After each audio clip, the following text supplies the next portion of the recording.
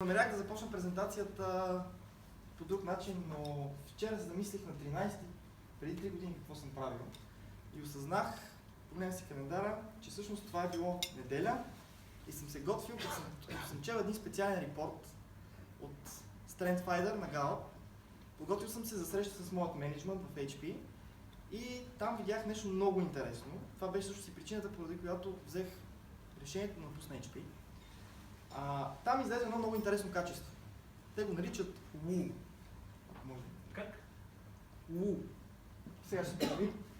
Това качество се оказа, че е качеството свързано с вътрешното желание ти да бъдеш с много добри отношения с хората, да търсиш задължително създаване на рапор, на някаква връзка между самите хора, с които работиш, да стартираш нови неща, да генерираш някаква наистина добра положителност в всички твои начинания и да даваш винаги полезност.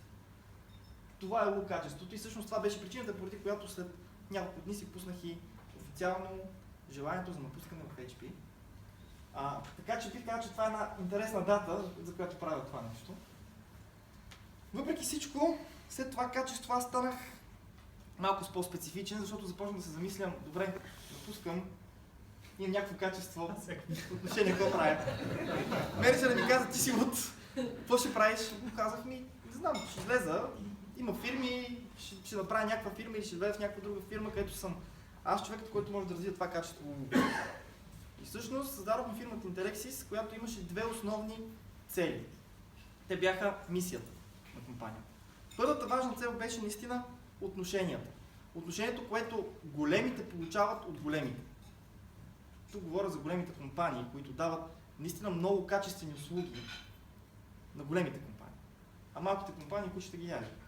Средните компании и тях, ако имат повече пари, може да успеят да се класират при големите компании. Но всъщност това, до което стигнах с времето е, че една малка фирма има достатъчно много голям потенциал, защото аз разглеждам фирмите, дори да са малки, като едни новородени слончета. Те са с размерите на куче, обаче с потенциала на слон.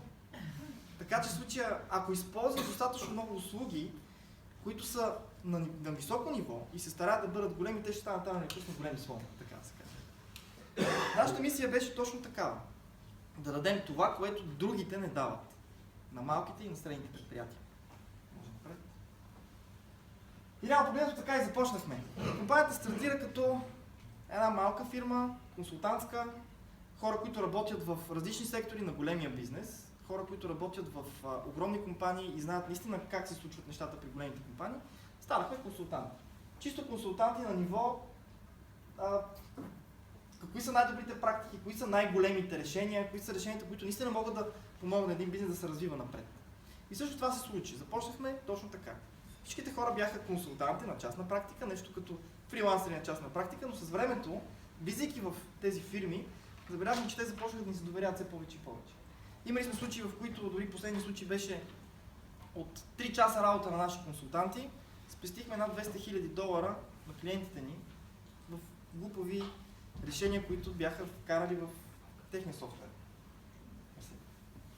Извинявам се.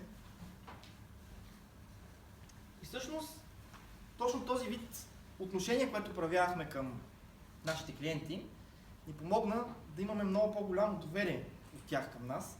Те започнаха да ни казват, хора, я направо го реализирайте този проект, я реализирайте другия проект и започнахме да работим точно в тази посока. Реализация на проекти. В началото започнахме с много важно нещо, защото, както казвам, винаги отношенията са ключа. Не случайно Иванина много добре го подаря още в самото начало. Отношения. За мен това е ключовата дума на деня. Ние, реално погледнато, влизаме навсякъде при нашите клиенти с едно основно нещо и то е бизнес анализ.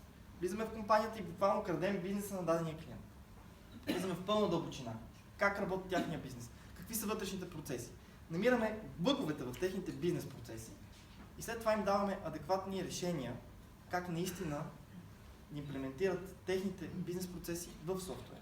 Най-големият проблем, който виждахме при малките компании, беше точно този. Те се напасваха на софтуера.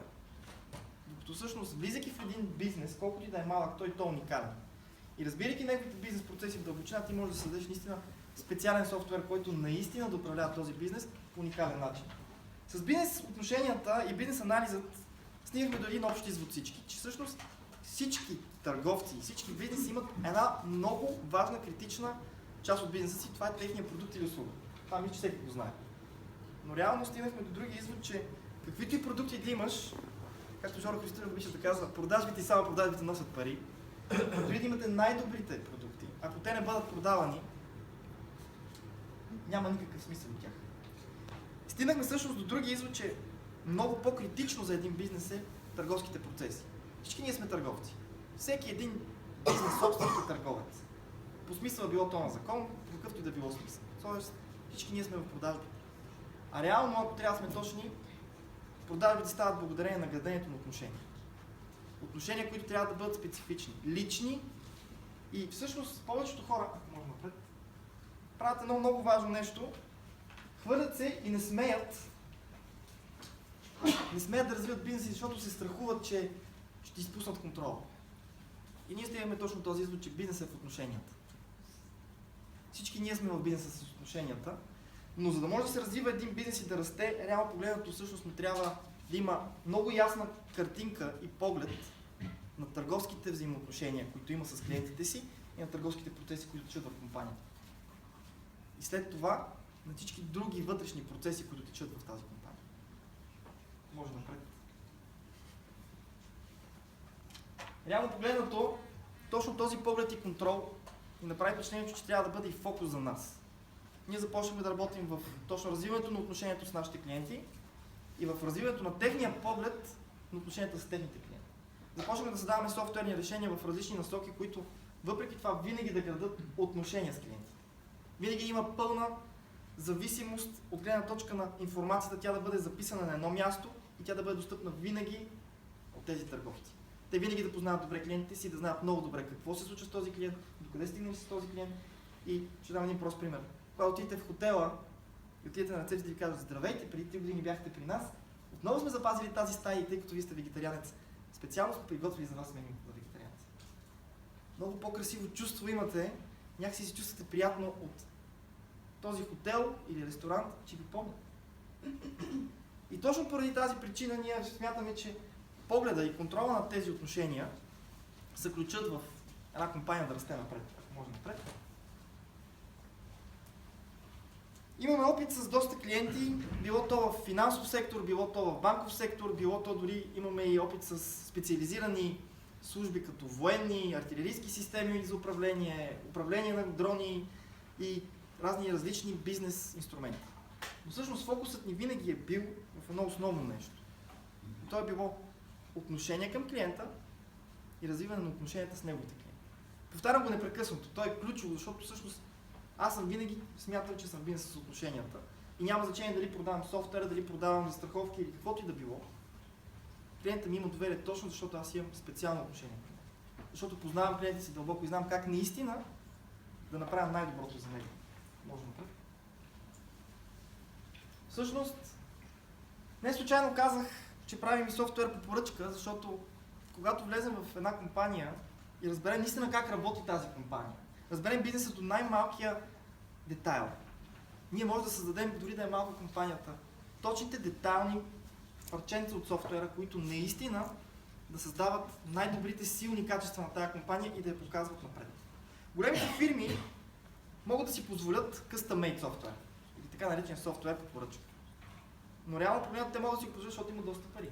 Те имат възможността да си позволят консултанти, които да стоят 3, 4, 5 години да анализират бизнеса ви.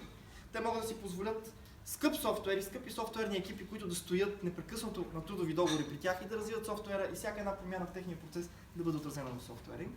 Както и могат да си позволят невероятно качество на поддръжката на софтуера си. Защото могат да си го позволят. А малките, както казах, кучета ги ядат. Те не могат. Те не се класират. Всъщност, нашата, както казах преди малко, мисия и цел е да направим наистина такъв софтуер, който да помага на клиента да получи този софтуер по поръчка.